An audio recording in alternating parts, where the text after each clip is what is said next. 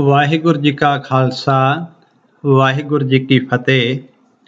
ਵਾਹ ਵਾਹ ਮਸਕੀਨ ਜੀਓ। ਇਹ ਲਿਖਤ ਬਜ਼ੁਰਗਵਾਰ ਗਿਆਨੀ ਹਰਚਰਨ ਸਿੰਘ ਅਲੀ ਬੇਗ ਵਾਲੇ ਲੁਧਿਆਣੇ ਵਾਲਿਆਂ ਦੀ ਹੈ, ਜਿਹੜੇ ਪਹਿਲਾਂ ਕੀਰਤਨ ਕਰਦੇ ਸਨ, ਫਿਰ ਮਸਕੀਨ ਜੀ ਦੀ ਪ੍ਰੇਰਨਾ ਦੇ ਨਾਲ ਕਥਾ ਨਾਲ ਗੁਰੂ ਪੰਥ ਦੀ ਸੇਵਾ ਕਰਦੇ ਰਹੇ। ਆਪ ਜੀ ਲਿਖਦੇ ਹਨ, ਕਾਨਪੁਰ ਵਿੱਚ ਗੁਰਦੁਆਰਾ ਕੀਰਤਨਗੜ੍ਹ ਵਿਖੇ ਦਾਸ ਕੀਰਤਨ ਕਰਨ ਦੀ ਸੇਵਾ ਨਿਭਾ ਰਿਹਾ ਸੀ, ਜਦ ਮਸਕੀਨ ਜੀ ਨਾਲ ਮੇਰਾ ਪਹਿਲਾ ਮਿਲਾਪ ਹੋਇਆ। ਅਰਵਰ ਵਿਖੇ ਪਹਿਲੇ ਗੁਰਮਤਿ ਸਮਾਗਮ ਤੋਂ ਪਹਿਲਾਂ ਮਿਲਾਪ। ਇਨ੍ਹਾਂ ਦਿਨਾਂ ਵਿੱਚ ਸਿੱਖ ਪੰਥ ਦੇ ਸਨਮਾਨਯੋਗ ਮਹਾਤਮਾ ਪੰਡਤ ਨਿਸ਼ਚਲ ਸਿੰਘ ਜੀ, ਜੋ ਸੇਵਾ ਪੰਥੀ ਦੇ ਉਸ ਸਮੇਂ ਮੁਖੀ ਸਨ, ਕਾਨਪੁਰ ਆਏ ਹੋਏ ਸਨ। ਉਹਨਾਂ ਦਾ ਸਰੀਰ ਬਹੁਤ ਬਿਰਧ ਅਵਸਥਾ ਵਿੱਚ ਪਹੁੰਚ ਚੁੱਕਾ ਸੀ। ਪੰਡਤ ਜੀ ਦੇ ਨਾਲ ਉਹਨਾਂ ਦੇ ਸੇਵਕ ਤੇ ਪ੍ਰਸਿੱਧ ਕਥਾਕਾਰ ਸੰਤ ਗਰੀਬ ਸਿੰਘ ਜੀ ਵੀ ਆਏ ਸਨ। ਸੇਵਾ ਪੰਥੀ ਸੰਤ ਗਰੀਬ ਸਿੰਘ ਜੀ ਬਹੁਤ ਸੁੰਦਰ ਕਥਾ ਕਰਦੇ ਸਨ। ਭਾਈ ਇੰਦਰ ਸਿੰਘ ਜੀ ਕਾਨਪੁਰ ਵਾਲੇ ਮਿਲ ਓਨਰ ਰਈਸ ਮਨੁੱਖ ਤੇ ਸ਼ਰਧਾਵਾਨ ਜਿਉੜੇ ਸਨ। ਉਹ ਸੰਤ ਗਰੀਬ ਸਿੰਘ ਜੀ ਨੂੰ ਕਥਾ ਕਰਨ ਲਈ ਕਾਨਪੁਰ ਬੁਲਾਉਂਦੇ। ਸੰਤ ਗਰੀਬ ਸਿੰਘ ਜੀ ਜਦ ਯਮੁਨਾ ਨਗਰ ਸੇਵਾ ਪੰਥੀ ਅਸਥਾਨ ਤੇ ਕਥਾ ਕਰਦੇ ਤਾਂ ਉਸ ਅਸਥਾਨ ਵਿਖੇ ਹਾਲ ਪੂਰਾ ਭਰ ਜਾਂਦਾ। ਇਹਨਾਂ ਨੇ ਜਦ ਸੁਣਿਆ ਕਿ ਇੱਕ ਮੁੰਡਾ ਜਿਹਾ ਕਾਨਪੁਰ ਕਥਾ ਕਰਨ ਆਇਆ ਹੈ, ਉਹਨੂੰ ਮਸਕੀਨ ਮਸਕੀਨ ਕਹਿੰਦੇ ਨੇ, ਕਮਾਲ ਹੀ ਕਰ ਦਿੰਦੇ ਹਨ। ਐਸੀ ਗਿਆਨ ਭਰਪੂਰ ਕਥਾ ਕਰਦੇ ਨੇ ਕਿ ਸੰਗਤਾਂ ਉਮੜ ਕੇ ਆਉਂਦੀਆਂ ਨੇ, ਕੋਈ ਹੱਦ ਨਹੀਂ ਰਹਿੰਦੀ। ਸੰਤ ਗਰੀਬ ਸਿੰਘ ਜੀ ਨੇ ਜਦ ਮਸਕੀਨ ਜੀ ਨੂੰ ਸੁਣਿਆ ਤਾਂ ਤਸੱਲੀ ਵੀ ਹੋ ਗਈ।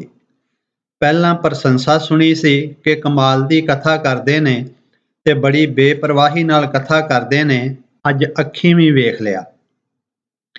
ਮੇਰੀ ਪੰਡਤ ਨਿਸ਼ਚਲ ਸਿੰਘ ਜੀ ਤੇ ਸੰਤ ਗਰੀਬ ਸਿੰਘ ਜੀ ਨਾਲ ਪਹਿਲਾਂ ਤੋਂ ਹੀ ਜਾਣ ਪਛਾਣ ਸੀ। ਪਰਿਵਾਰ ਤੋਂ ਮਿਲੇ ਸੰਸਕਾਰਾਂ ਅਨੁਸਾਰ ਮੇਰੇ ਹਿਰਦੇ ਅੰਦਰ ਗੁਰਸਿੱਖਾਂ ਦਾ ਅਦਬ ਆਦਾਬ ਕਰਨ ਦਾ ਚਾਅ ਹੁੰਦਾ ਸੀ। ਮੇਰੇ ਕਮਰੇ ਅੰਦਰ ਮਸਕੀਨ ਜੀ ਬੈਠੇ ਹੋਏ ਸਨ ਤਾਂ ਉਸ ਸਮੇਂ ਉੱਥੇ ਅਚਾਨਕ ਸੰਤ ਗਰੀਬ ਸਿੰਘ ਜੀ ਆ ਗਏ। ਮਸਕੀਨ ਜੀ ਨੂੰ ਮੈਂ ਦੱਸਿਆ ਕਿ ਇਹ ਸੰਤ ਗਰੀਬ ਜੀ ਹਨ ਤੇ ਪੰਡਤ ਨਿਸ਼ਚਲ ਸਿੰਘ ਜੀ ਦੇ ਸੇਵਕ ਹਨ। ਮਸਕੀਨ ਜੀ ਸਨਮਾਨ ਵਜੋਂ ਮੰਜੇ ਤੋਂ ਉੱਠ ਖਲੋਤੇ। ਸੰਤ ਗਰੀਬ ਸਿੰਘ ਜੀ ਦੀ ਸ਼ਖਸੀਅਤ ਪ੍ਰਭਾਵਸ਼ਾਲੀ ਸੀ ਤੇ ਸਰੀਰਕ ਤੌਰ ਤੇ ਭਾਰੇ ਸਨ। ਉਹ ਛੇਤੀ ਨਾਲ ਮੰਜੇ ਤੇ ਬੈਠ ਗਏ, ਮਸਕੀਨ ਜੀ ਨਾਲ ਹੱਥ ਮਿਲਾਇਆ ਤੇ ਨਾਲ ਹੀ ਮੰਜੇ ਤੇ ਬਿਠਾ ਲਿਆ। ਆਪਸ ਵਿੱਚ ਜਾਣ ਪਛਾਣ ਹੋਈ ਤਾਂ ਸੰਤ ਜੀ ਨੇ ਕਿਹਾ ਕਿ ਤੁਸੀਂ ਮਸਕੀਨ ਤੇ ਮੈਂ ਗਰੀਬ ਹਾਂ, ਤੇ ਹੋਰ ਕਿਹਾ ਕਿ ਤੁਹਾਡੀ ਬੜੀ ਪ੍ਰਸ਼ੰਸਾ ਸੁਣੀ ਸੀ, ਸੋਚਿਆ ਚਲੋ ਦਰਸ਼ਨ ਹੀ ਕਰ ਆਈਏ। ਮਸਕੀਨ ਜੀ ਨੇ ਕਿਹਾ ਕਿ ਮੈਂ ਬੱਚਾ ਹਾਂ ਤੇ ਤੁਸੀਂ ਮਹਾਂਪੁਰਸ਼ ਹੋ। ਮੈਂ ਜਲ ਪਾਣੀ ਦੀ ਸੇਵਾ ਲਈ ਬੇਨਤੀ ਕੀਤੀ, ਪਰ ਸੰਤ ਗਰੀਬ ਸਿੰਘ ਜੀ ਨੇ ਮੈਨੂੰ ਰੋਕ ਦਿੱਤਾ ਤੇ ਕਿਹਾ ਕਿ ਬਾਹਰ ਪੰਡਤ ਨਿਸ਼ਚਲ ਸਿੰਘ ਜੀ ਕਾਰ ਵਿੱਚ ਬੈਠੇ ਹਨ, ਤੁਸੀਂ ਜਾ ਕੇ ਉਹਨਾਂ ਨੂੰ ਵੀ ਬੁਲਾ ਕੇ ਲੈ ਆਓ। ਮਸਕੀਨ ਜੀ ਨੇ ਪੰਡਤ ਨਿਸ਼ਚਲ ਸਿੰਘ ਜੀ ਦਾ ਹੁਣ ਤੱਕ ਨਾਂ ਸੁਣਿਆ ਹੋਇਆ ਸੀ, ਪਰ ਮਿਲਾਪ ਨਹੀਂ ਸੀ ਹੋਇਆ। ਮਸਕੀਨ ਜੀ ਇੱਕਦਮ ਉੱਠੇ ਤੇ ਕਿਹਾ ਕਿ ਮੈਂ ਆਪ ਜਾ ਕੇ ਮਹਾਂਪੁਰਸ਼ਾਂ ਜੀ ਦੇ ਦਰਸ਼ਨ ਕਰਾਂਗਾ। ਫਿਰ ਸੰਤ ਗਰੀਬ ਸਿੰਘ ਜੀ ਨਾਲ ਮਸਕੀਨ ਜੀ ਪੰਡਤ ਨਿਸ਼ਚਲ ਸਿੰਘ ਜੀ ਨੂੰ ਮਿਲਣ ਕਾਰ ਵੱਲ ਚਲੇ ਗਏ। ਮਸਕੀਨ ਜੀ ਨੂੰ ਵੇਖ ਕੇ ਪੰਡਤ ਨਿਸ਼ਚਲ ਸਿੰਘ ਜੀ ਨੇ ਕਾਰ ਵਿੱਚੋਂ ਉਤਰਨ ਦੀ ਕੋਸ਼ਿਸ਼ ਕੀਤੀ। ਉਹ ਸਰੀਰ ਕਰਕੇ ਬਿਰਧ ਤੇ ਸਿਆਣੀ ਉਮਰ ਦੇ ਸਨ ਤਾਂ ਛੇਤੀ ਨਾਲ ਮਸਕੀਨ ਜੀ ਨੇ ਸਨਮਾਨ ਵਜੋਂ ਅੱਗੇ ਵੱਧ ਕੇ ਉਹਨਾਂ ਦੇ ਗੋਡੀ ਜਾ ਹੱਥ ਲਾਇਆ ਅਤੇ ਗੁਰਫਤਿਹ ਬੁਲਾਈ। ਉਹਨਾਂ ਨੇ ਮਸਕੀਨ ਜੀ ਦੇ ਹੱਥ ਘੁੱਟ ਕੇ ਫੜ ਲਏ ਤੇ ਅਦਬ ਸਹਿਤ ਪ੍ਰਸ਼ੰਸਾਮਈ ਸ਼ਬਦ ਕਹੇ। ਉਹਨਾਂ ਦੇ ਸ਼ਬਦ ਸੁਣ ਕੇ ਮਸਕੀਨ ਜੀ ਨੇ ਕਿਹਾ ਕਿ ਮੈਂ ਤਾਂ ਬੱਚਾ ਹਾਂ, ਅਸੀਸ ਬਖਸ਼ੋ। ਪੰਡਤ ਜੀ ਨੇ ਕੁਝ ਮਾਇਆ ਮਸਕੀਨ ਜੀ ਨੂੰ ਹੱਥ ਫੜਾ ਕੇ ਆਖਿਆ ਕਿ ਜਗਾਦਰੀ ਹੋਲੇ ਮਹੱਲੇ ਤੇ ਦਰਸ਼ਨ ਬਖਸ਼ੋ। ਮਸਕੀਨ ਜੀ ਨੇ ਕਿਹਾ ਕਿ ਆਪ ਜੀ ਮਾਇਆ ਰਹਿਣ ਦਿਓ, ਮੈਂ ਦਰਸ਼ਨ ਕਰਨ ਆਵਾਂਗਾ। ਪੰਡਤ ਜੀ ਨੇ ਕਿਹਾ ਕਿ ਇਹ ਮਾਇਆ ਤੁਹਾਨੂੰ ਯਾਦ ਕਰਾਵੇਗੀ ਕਿ ਤੁਸੀਂ ਹੋਲੇ ਮਹੱਲੇ ਤੇ ਜਗਾਧਰੀ ਪਹੁੰਚਣਾ ਹੈ। ਪੰਡਿਤ ਨਿਸ਼ਚਲ ਸਿੰਘ ਜੀ ਉਸ ਸਮੇਂ ਸੇਵਾਪੰਥੀ ਸੰਸਥਾ ਦੇ ਮੁਖੀ ਸਨ। ਸਿੱਖ ਜਗਤ ਅੰਦਰ ਉਹਨਾਂ ਦਾ ਬਹੁਤ ਸਨਮਾਨ ਸੀ। ਮਸਕੀਨ ਜੀ ਹੋਲੇ ਮਹੱਲੇ ਤੇ ਜਗਾਧਰੀ ਪਹੁੰਚੇ। ਸੰਗਤਾਂ ਨੇ ਮਸਕੀਨ ਜੀ ਪਾਸੋਂ ਪਹਿਲੀ ਵਾਰ ਕਥਾ ਸੁਣੀ। ਸੰਗਤਾਂ ਦੇ ਮਨਾਂ ਤੇ ਕਥਾ ਦਾ ਬੜਾ ਗਹਿਰਾ ਪ੍ਰਭਾਵ ਪਿਆ। ਸਮਾਪਤੀ ਦੇ ਸਮੇਂ ਪੰਡਿਤ ਨਿਸ਼ਚਲ ਸਿੰਘ ਜੀ ਨੇ ਬੜੇ ਭਾਵਪੂਰਤ ਪ੍ਰਸ਼ੰਸਾ ਦੇ ਸ਼ਬਦ ਕਹੇ ਤੇ ਬਚਨ ਲਿਆ ਕਿ ਮਸਕੀਨ ਜੀ ਤੁਸੀਂ ਹਰ ਸਾਲ ਹੋਲੇ ਮਹੱਲੇ ਤੇ ਇੱਥੇ ਪਹੁੰਚਿਆ ਕਰੋਗੇ।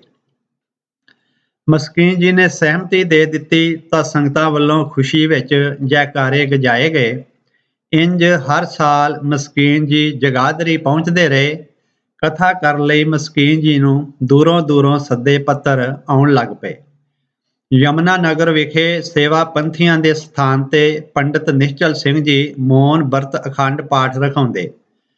ਜਿਸ ਦਿਨ ਅਖੰਡ ਪਾਠ ਆਰੰਭ ਕੀਤਾ ਜਾਂਦਾ ਤਾਂ ਉਸ ਦਿਨ ਤੋਂ ਇੱਕ ਨਿਯਮ ਦੀ ਉੱਥੇ ਪਾਲਣਾ ਕੀਤੀ ਜਾਂਦੀ ਕਿ ਕੋਈ ਵੀ 3 ਦਿਨ ਤੱਕ ਅਸਥਾਨ ਦੇ ਅੰਦਰ ਬੋਲ ਨਹੀਂ ਸਕਦਾ ਅਤੇ 12 ਸਾਲ ਤੋਂ ਛੋਟੇ ਬੱਚੇ ਅੰਦਰ ਨਹੀਂ ਆ ਸਕਦੇ ਤਾਂ ਕਿ ਕਿਸੇ ਤਰ੍ਹਾਂ ਦੀ ਆਵਾਜ਼ ਆਦਿ ਦੇ ਸ਼ੋਰ ਨਾਲ ਇਕਾਗਰਤਾ ਭੰਗ ਨਾ ਹੋਵੇ। ਹਰ ਪਾਸੇ ਮੌਨ ਵਰਤਿਆ ਰਹਿੰਦਾ। ਉੱਥੇ 3 ਦਿਨ ਲੰਗਰ ਵੀ ਨਹੀਂ ਪੱਕਦਾ। ਸਾਰੇ ਸੇਵਾਦਾਰ ਫਲ ਆਹਾਰੀ ਹੀ ਰਹਿੰਦੇ, ਦੁੱਧ ਛਕ ਲੈਂਦੇ ਜਾਂ ਸੰਜਮੀ ਅਵਸਥਾ ਰੱਖਦੇ। ਪਰ ਮਸਕੀਨ ਜੀ ਜਿਸ ਕਮਰੇ ਵਿੱਚ ਠਹਿਰਦੇ ਸਨ ਉੱਥੇ ਬਚਨ ਬਲਾਸ ਵੀ ਹੁੰਦੇ ਸਨ ਅਤੇ ਮਸਕੀਨ ਜੀ ਬਾਹਰੋਂ ਘਰਾਂ ਵਿੱਚੋਂ ਸੰਗਤ ਦੇ ਕਹਿਣ ਤੇ ਪ੍ਰਸ਼ਾਦਾ ਵੀ ਛਕ ਆਉਂਦੇ। ਕਿਸੇ ਸੇਵਾਦਾਰ ਨੇ ਕਾਗਜ਼ ਉੱਤੇ ਲਿਖ ਕੇ ਸੰਤ ਨਿਸ਼ਚਲ ਸਿੰਘ ਜੀ ਨੂੰ ਜਣਾਇਆ ਕਿ ਮਸਕੀਨ ਜੀ ਇਸ ਅਸਥਾਨ ਦਾ ਨਿਯਮ ਤੋੜਦੇ ਹਨ। ਅੱਗੋਂ ਉਹਨਾਂ ਨੇ ਹੱਥ ਨਾਲ ਇਸ਼ਾਰਾ ਕੀਤਾ ਕਿ ਚੁੱਪ ਰਹਿ। ਇਸ ਗੱਲ ਦਾ ਮਸਕੀਨ ਜੀ ਨੂੰ ਹੀ ਪਤਾ ਲੱਗ ਗਿਆ। ਫਿਰ ਸ੍ਰੀ ਅਖੰਡ ਪਾਠ ਦੀ ਸਮਾਪਤੀ ਤੋਂ ਬਾਅਦ ਪੰਡਤ ਜੀ ਦੇ ਮਸਕੀਨ ਜੀ ਨਾਲ ਬਚਨ ਹੋਏ। ਮਸਕੀਨ ਜੀ ਨੇ ਕਿਹਾ ਕਿ ਪ੍ਰੇਮੀ ਜਨ ਆਉਂਦੇ ਹਨ, ਬਚਨ ਹੋ ਜਾਂਦੇ ਨੇ। ਪੰਡਤ ਜੀ ਨੇ ਕਿਹਾ ਕਿ ਇਹ ਨਿਯਮ ਤੁਹਾਡੇ ਲਈ ਨਹੀਂ ਹੈ, ਸਗੋਂ ਉਹਨਾਂ ਲਈ ਹਨ ਜਿਨ੍ਹਾਂ ਦੇ ਮਨ ਬੋਲਦੇ ਰਹਿੰਦੇ ਹਨ ਤੇ ਕਰਮਕਾਂਡ ਨੂੰ ਧਰਮ ਸਮਝਦੇ ਹਨ। ਪੰਡਤ ਨਿਸ਼ਚਲ ਸਿੰਘ ਜੀ ਸਚਿਆਰੇ ਧਰਮਾਤਮਾ ਸਨ, ਵਿਦਵਾਨ ਸਨ। ਇਸ ਕਰਕੇ ਉਹਨਾਂ ਦੇ ਨਾਮ ਨਾਲ ਪੰਡਤ ਸ਼ਬਦ ਜੁੜ ਗਿਆ। ਜਿਵੇਂ ਭਾਵਰ ਸਮ੍ਰਿਤ ਦੇ ਲਿਖਾਰੀ ਜ਼ਿਮੀਂਦਾਰ ਗੁਲਾਬ ਸਿੰਘ ਸਨ ਤੇ ਉਸ ਦੀ ਵਿਦਵਤਾ ਕਰਕੇ ਉਸ ਦਾ ਨਾਮ ਪੰਡਤ ਗੁਲਾਬ ਸਿੰਘ ਪ੍ਰਸਿੱਧ ਹੋ ਗਿਆ। ਇਸੇ ਤਰ੍ਹਾਂ ਸੰਤ ਨਿਸ਼ਚਲ ਸਿੰਘ ਜੀ ਦੇ ਨਾਂ ਨਾਲ ਵੀ ਸ਼ਬਦ ਪੰਡਤ ਜੁੜ ਗਿਆ। ਮਸਕੀਨ ਜੀ ਵੀ ਆਪ ਜੀ ਨੂੰ ਬਜ਼ੁਰਗ ਅਤੇ ਵਿਦਵਾਨ ਜਾਣ ਕੇ ਬਹੁਤ ਸਤਿਕਾਰ ਕਰਦੇ ਸਨ। ਇੱਕ ਵਾਰ ਕਿਸੇ ਈਰਖਾਲੂ ਨੇ ਸੰਤ ਨਿਸ਼ਚਲ ਸਿੰਘ ਜੀ ਨੂੰ ਮਸਕੀਨ ਜੀ ਬਾਰੇ ਕਿਹਾ ਕਿ ਮਸਕੀਨ ਜੀ ਸੰਤਾਂ ਬਾਰੇ ਬੜਾ ਸਖਤ ਬੋਲਦੇ ਹਨ। ਤਾਂ ਸੰਤ ਜੀ ਨੇ ਅੱਗੋਂ ਉਸ ਸ਼ਿਕਾਇਤ ਕਰਨ ਵਾਲੇ ਨੂੰ ਕਿਹਾ ਕਿ ਨਾ ਸਮਝਾ, ਉਹ ਤਾਂ ਸਚਿਆਰ ਤੇ ਪਾਖੰਡੀ ਬਾਰੇ ਨਿਰਣਾ ਕਰਦੇ ਹਨ।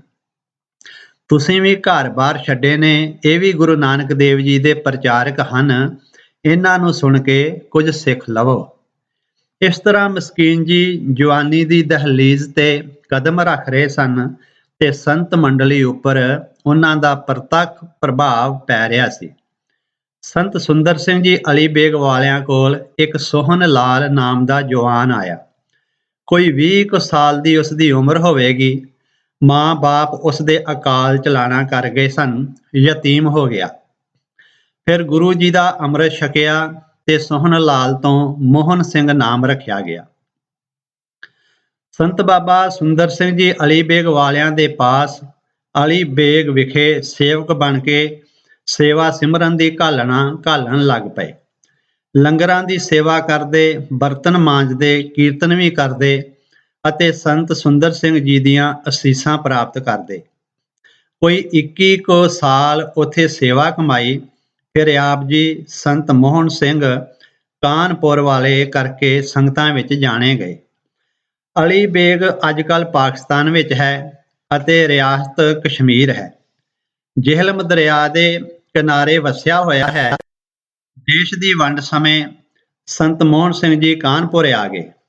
ਇੱਥੇ ਉਹਨਾਂ ਨੂੰ ਇੱਕ ਸ਼ਰਧਾਲੂ ਪਰਿਵਾਰ ਡਾਕਟਰ ਪਰਸ਼ੋਤਮ ਸਿੰਘ ਤੇ ਨਿਹਾਲੇ ਵਾਲਿਆਂ ਨੇ ਬੁਲਾਇਆ ਅਤੇ ਇੱਕ ਦੁਕਾਨ ਦਾ ਉਦਘਾਟਨ ਕਰਵਾਇਆ। ਇਹ ਪਰਿਵਾਰ ਬਹੁਤ ਵੱਡਾ ਹੈ ਅਤੇ ਸਾਰੇ ਚੰਗੇ ਪੜ੍ਹੇ ਲਿਖੇ ਹਨ। ਕਾਨਪੁਰ ਵਿਖੇ ਸੰਤ ਮੋਹਨ ਸਿੰਘ ਜੀ ਦੇ ਹੋਰ ਵੀ ਬਹੁਤ ਸ਼ਰਧਾਲੂ ਪਰਿਵਾਰ ਹਨ। ਸੰਤ ਮੋਹਨ ਸਿੰਘ ਜੀ ਤਿਆਗੀ ਸਨ, ਪਰ ਉਹਨਾਂ ਦੇ ਚੁਫੇਰੇ ਕੁਝ ਐਸੇ ਲੋਕ ਵੀ ਇਕੱਠੇ ਹੋ ਗਏ ਜਿਹੜੇ ਕੁਝ ਗੱਲਾਂ ਨੂੰ ਵਧਾ ਕੇ ਜਾਂ ਘਟਾ ਕੇ ਸੰਤ ਜੀ ਨੂੰ ਦੱਸਣ ਲੱਗੇ। ਮਸਕੀਨ ਜੀ ਨੇ ਸੰਤ ਜੀ ਦੇ ਅਸਥਾਨ ਕੀਰਤਨਗੜ੍ਹ ਵਿਖੇ ਕਥਾ ਕੀਤੀ ਤੇ ਨਿੰਦਕ ਬਿਰਤੀ ਵਾਲਿਆਂ ਨੇ ਸੰਤ ਜੀ ਨੂੰ ਮਸਕੀਨ ਜੀ ਦੇ ਵਿਰੁੱਧ ਕਰਨ ਲਈ ਚਾਲਾਂ ਚੱਲੀਆਂ। ਮੈਂ ਗਿਆਨੀ ਹਰਚਰਨ ਸਿੰਘ ਅਲੀ ਬੇਗ ਨੇ ਸੰਤ ਮੋਹਨ ਸਿੰਘ ਜੀ ਨੂੰ ਕਿਹਾ ਕਿ ਮਸਕੀਨ ਜੀ ਨੇ ਤੁਹਾਨੂੰ ਨਹੀਂ ਕਿਹਾ, ਪਰ ਨਿੰਦਕਾਂ ਦੀਆਂ ਚਾਲਾਂ ਸਫਲ ਹੋ ਚੁੱਕੀਆਂ ਸਨ। ਜਦ ਮਸਕੀਨ ਜੀ ਨੇ ਕਥਾ ਕੀਤੀ ਤੇ ਪੰਕਤੀ ਪੜ੍ਹੀ, ਹਮਰੋ ਭਰਤਾ ਵੱਡੋ ਬਬੇਕੀ ਆਪੇ ਸੰਤ ਕਹਾਵੈ, ਆਸਾ ਕਬੀਰ ਜੀ ਗੁਰੂ ਗ੍ਰੰਥ ਸਾਹਿਬ ਜੀ ਦੇ ਪਾਵਨ ਅੰਗ 476 ਤੇ ਸੰਤ ਸ਼ਬਦ ਦੀ ਵਿਆਖਿਆ ਕੀਤੀ। ਉਸ ਸਮੇਂ ਸੰਤ ਮੋਹਨ ਸਿੰਘ ਜੀ ਨੇ ਫਿਰ ਮਾਇਕ ਫੜ ਲਿਆ ਤੇ ਕਹਿਣ ਲੱਗੇ, ਸੰਤ ਪ੍ਰਹਲਾਦ ਕੀ ਪੈਜ ਜਿਨ ਰਾਖੀ, ਹਰਨਾਕਸ ਨਖ ਬਿਦਰਿਓ, ਬਿਲਾਵਲ ਕਬੀਰ ਜੀ ਪਾਵਨ ਅੰਗ 856। ਪਰਮਾਤਮਾ ਵੀ ਸੰਤ ਹੈ, ਭਗਤ ਵੀ ਸੰਤ ਹਨ, ਗੁਰੂ ਲਈ ਵੀ ਸੰਤ ਸ਼ਬਦ ਆਇਆ ਹੈ। ਕਾਠ ਦੀ ਹਾਂਡੀ ਇੱਕੋ ਵਾਰ ਹੀ ਚੜ੍ਹਦੀ ਹੈ। ਇਹ ਸੰਤਾਂ ਦੀ ਨਿੰਦਾ ਕਰਦੇ ਹਨ, ਹੁਣ ਇੱਥੇ ਕਥਾ ਨਹੀਂ ਕਰ ਸਕਦੇ। ਮਸਕੀਨ ਜੀ ਨੇ ਕਿਹਾ ਕਿ ਹਾਂਡੀਆਂ ਵੀ ਬਹੁਤ ਨੇ ਤੇ ਚੁੱਲ੍ਹੇ ਵੀ ਬਹੁਤ ਨੇ। ਫਿਰ ਮਸਕੀਨ ਜੀ ਨੇ ਇੱਥੇ ਕਥਾ ਨਹੀਂ ਕੀਤੀ। ਇੱਕ ਨਿਰਮਲੇ ਸੰਤ ਮੰਨਾ ਸਿੰਘ ਜੀ ਵੀ ਕਾਨਪੁਰ ਰਹਿੰਦੇ ਸਨ। ਕਬਾੜੀਆ ਮਾਰਕੀਟ ਵਿੱਚ ਉਹਨਾਂ ਦਾ ਛੋਟਾ ਜਿਹਾ ਅਸਥਾਨ ਸੀ। ਉੱਥੇ ਗੁਰੂ ਗ੍ਰੰਥ ਸਾਹਿਬ ਜੀ ਦਾ ਪ੍ਰਕਾਸ਼ ਕੀਤਾ ਹੋਇਆ ਸੀ ਤੇ ਉਹ ਬੱਚਿਆਂ ਨੂੰ ਗੁਰਬਾਣੀ ਦੀ ਸੰਥਿਆ ਕਰਵਾਉਂਦੇ ਹੁੰਦੇ ਸਨ। ਮਸਕੀਨ ਜੀ ਫਿਰ ਉੱਥੇ ਕਥਾ ਕਰਦੇ ਰਹੇ। ਉਹਨਾਂ ਦੇ ਅਕਾਲ ਚਲਾਣੇ ਤੋਂ ਬਾਅਦ ਭਾਈ ਗੁਰਬਚਨ ਸਿੰਘ ਅਕਾਲੀ ਨੇ ਪੰਜਾਬ ਬਰਾਦਰੀ ਨਾਂ ਦੀ ਧਰਮਸ਼ਾਲਾ ਬਣਾਈ, ਜੋ ਬਾਅਦ ਵਿੱਚ ਅਕਾਲੀ ਜੀ ਦੇ ਨਾਂ ਨਾਲ ਪ੍ਰਸਿੱਧ ਹੋਈ। ਉੱਥੇ ਕਥਾ ਹੁੰਦੀ ਰਹੀ। ਤਕਰੀਬਨ 40 ਸਾਲ ਤੱਕ ਦੂਰੀਆਂ ਬਣੀਆਂ ਰਹੀਆਂ। ਆਲੇ ਦੁਆਲੇ ਵਾਲਿਆਂ ਨੇ ਮੇਰੇ ਪ੍ਰਤੀ ਵੀ ਸੰਤ ਜੀ ਨੂੰ ਕਹਿ ਦਿੱਤਾ ਕਿ ਭਾਈ ਹਰਚਰਨ ਸਿੰਘ ਮਸਕੀਨ ਪੱਖੀ ਹੋ ਗਿਆ ਹੈ, ਪਰ ਮੈਂ ਇਹਨਾਂ ਦੋਵਾਂ ਮਹਾਨ ਸ਼ਖਸੀਅਤਾਂ ਦਾ ਹਮੇਸ਼ਾ ਆਪਣੇ ਦਿਲ ਵਿੱਚ ਅਦਬ ਸਨਮਾਨ ਰੱਖਿਆ ਹੈ। ਇਹ ਸਿੱਖਿਆ ਦਾਸ ਨੇ ਬਾਬਾ ਸੁੰਦਰ ਸਿੰਘ ਜੀ ਅਲੀ ਬੇਗ ਵਾਲਿਆਂ ਪਾਸੋਂ ਪ੍ਰਾਪਤ ਕੀਤੀ ਹੈ। ਮੈਂ ਉਮਰ ਦੇ ਆਖਰੀ ਪੜਾਅ ਤੇ ਪਹੁੰਚ ਚੁੱਕਿਆ ਹਾਂ। ਸਾਰੀ ਵਿਚਾਰ ਸੰਖੇਪ ਜਿਹੀ ਰੱਖ ਦਿੱਤੀ ਹੈ ਤਾਂ ਕਿ ਕਿਸੇ ਨੂੰ ਕੋਈ ਭੁਲੇਖਾ ਨਾ ਰਹੇ। ਮਸਕੀਨ ਜੀ ਹਰ ਸਾਲ ਕਾਨਪੁਰ ਜਾਂਦੇ ਅਤੇ ਸੰਗਤਾਂ ਨੂੰ ਕਥਾ ਸੁਣਾ ਆਉਂਦੇ। ਫਿਰ ਅਕਾਲ ਪੁਰਖ ਜੀ ਨੇ ਸੰਤ ਜੀ ਤੇ ਮਸਕੀਨ ਜੀ ਦਾ ਮੇਲ ਮਿਲਾਪ ਕਰਵਾਇਆ। ਸੰਤ ਜੀ ਨੇ ਕਿਹਾ ਕਿ ਮਸਕੀਨ ਜੀ ਪਿਛਲੀਆਂ ਗੱਲਾਂ ਵਿਸਾਰ ਦਈਏ, ਤਾਂ ਮਸਕੀਨ ਜੀ ਨੇ ਆਖਿਆ ਕਿ ਅਸਾਂ ਤਾਂ ਉਦੋਂ ਦਾ ਹੀ ਬੋਝ ਸਿਰੋਂ ਉਤਾਰ ਛੱਡਿਆ ਸੀ।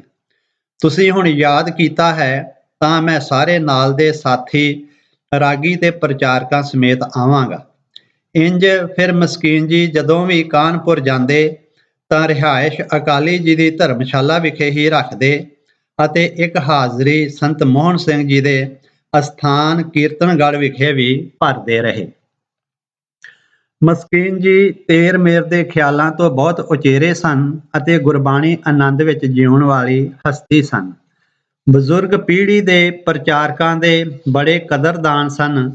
ਗਿਆਨੀ ਮਾਨ ਸਿੰਘ ਝੌਰ, ਗਿਆਨੀ ਰਣਜੀਤ ਸਿੰਘ ਪਾਰਸ, ਗਿਆਨੀ ਜਗਤ ਸਿੰਘ, ਗਿਆਨੀ ਨਾਰ ਸਿੰਘ ਦਿੱਲੀ ਵਾਲੇ ਆਦਿ ਵਡੇਰੀ ਉਮਰ ਦੇ ਪ੍ਰਚਾਰਕ ਸਨ। ਨਵੀਂ ਪੀੜ੍ਹੀ ਦੇ ਨੌਜਵਾਨਾਂ ਵਿੱਚ ਪ੍ਰਚਾਰਕ ਬਣਨ ਦੀ ਰੁਚੀ ਬਹੁਤ ਘੱਟ ਸੀ। ਰਾਗੀ ਸਿੰਘ ਹੀ ਕੀਰਤਨ ਦੇ ਨਾਲ-ਨਾਲ ਕਥਾ ਕਰ ਲੈਂਦੇ ਸਨ। ਸ਼ਬਦ ਵਿਚਾਰ ਦਾ ਚਾਅ ਖਤਮ ਹੋ ਰਿਹਾ ਸੀ। ਜਿਵੇਂ ਅੱਜ ਕੱਲ੍ਹ ਸਿੱਖਾਂ ਵਿੱਚੋਂ ਰਾਗ ਵਿਦਿਆ ਮਿਟ ਰਹੀ ਹੈ ਅਤੇ ਫਿਲਮਾਂ ਦੀਆਂ ਧੁਨਾਂ ਮਸ਼ਹੂਰ ਹੋ ਰਹੀਆਂ ਹਨ। ਮਸਕੀਨ ਜੀ ਨੇ ਇਸ ਖਲਾਅ ਦੇ ਸਮੇਂ ਸੰਗਤਾਂ ਵਿੱਚ ਕਥਾ ਸੁਣਨ ਦੀ ਰੁਚੀ ਨੂੰ ਪ੍ਰਚੰਡ ਕੀਤਾ ਤੇ ਪ੍ਰਚਾਰਕਾਂ ਲਈ ਆਦਰਸ਼ ਬਣ ਕੇ ਉਹਨਾਂ ਨੂੰ ਉਤਸ਼ਾਹਿਤ ਕੀਤਾ। ਦੂਰ ਦੂਰ ਪ੍ਰਚਾਰਕਾਂ ਨੂੰ ਭੇਜ ਕੇ ਕਥਾ ਦਾ ਪ੍ਰਵਾਹ ਚਲਾਇਆ ਤੇ ਪ੍ਰਚਾਰਕਾਂ ਨੂੰ ਸੰਗਤਾਂ ਵਿੱਚ ਪ੍ਰਵਾਨ ਚੜਾਇਆ। ਕਥਾ ਨੂੰ ਮੁੜ ਸੁਰਜੀਤ ਕਰ ਦੇਣਾ ਇਹ ਮਸਕੀਨ ਜੀ ਦੀ ਅਮਰ ਦੇਣ ਹੈ।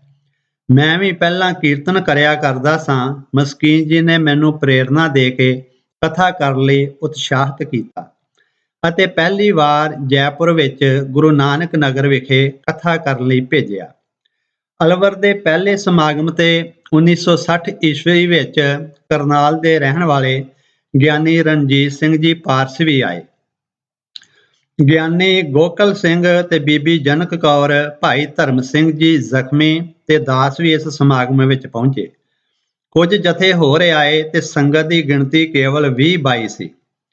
ਮਸਕੀਨ ਜੀ ਨੇ ਇਹਨਾਂ ਦਿਨਾਂ ਵਿੱਚ ਇੱਕ ਪਲਾਟ ਖਰੀਦਿਆ ਸੀ ਤੇ ਉਹ ਕਰਜ਼ਾ ਅਜੇ ਲਾਹੁਣ ਵਾਲਾ ਸੀ। ਫਿਰ ਲੰਗਰ ਪਾਣੀ ਆਦਿ ਦਾ ਵੀ ਖਰਚ ਸੀ, ਤਾਂ ਵੀ ਸਾਰੇ ਜਥਿਆਂ ਨੂੰ ਨੋਟ ਦੇਈ ਜਾਣ। ਮੇਰੇ ਜਥੇ ਵਿੱਚੋਂ ਉਸ ਸਮੇਂ ਉਦੋਂ ਭਾਈ ਪ੍ਰਿਥੀਪਾਲ ਸਿੰਘ ਜੀ ਮੇਰੇ ਨਾਲ ਬੈਠਦੇ ਸਨ। ਮੈਂ ਉਹਨਾਂ ਨੂੰ ਕਿਹਾ ਕਿ ਮਸਕੀਨ ਜੀ ਨੋਟ ਵੰਡੀ ਜਾ ਰਹੇ ਹਨ, ਕੈਸਾ ਸੁਭਾਅ ਹੈ। ਅਸੀਂ ਕਿਸੇ ਦਾ ਕਰਜ਼ਾ ਵੀ ਨਹੀਂ ਦੇਣਾ, ਫਿਰ ਵੀ ਵੰਡਣ ਦੀ ਹਿੰਮਤ ਨਹੀਂ ਪੈਂਦੀ। ਉਹਨਾਂ ਦਿਨਾਂ ਵਿੱਚ ਆਨੇ ਦੁਆਨੀਆਂ ਸੰਗਤਾਂ ਵਿੱਚੋਂ ਪ੍ਰੇਮੀ ਜਨ ਪ੍ਰੇਮ ਭੇਟਾ ਰੱਖਿਆ ਕਰਦੇ ਸਨ ਤੇ ਜੇਕਰ ਬੜੀ ਕਿਸੇ ਦੀ ਹਿੰਮਤ ਪੈਂਦੀ ਸੀ ਤਾਂ ਕੋਈ ਹਾਰਮੋਨੀਅਮ ਤੇ 1 ਰੁਪਇਆ ਰੱਖਿਆ ਕਰਦਾ ਸੀ। ਪਰ ਮਸਕੀਨ ਜੀ ਹਰੇਕ ਜਥੇ ਨੂੰ ਨਿਹਾਲ ਕਰਦੇ। ਐਸਾ ਸਖੀ ਸੁਭਾਅ ਸੀ ਮਸਕੀਨ ਜੀ ਦਾ। ਵਾਹਿਗੁਰੂ ਜੀ ਕਾ ਖਾਲਸਾ, ਵਾਹਿਗੁਰੂ ਜੀ ਕੀ ਫਤਿਹ।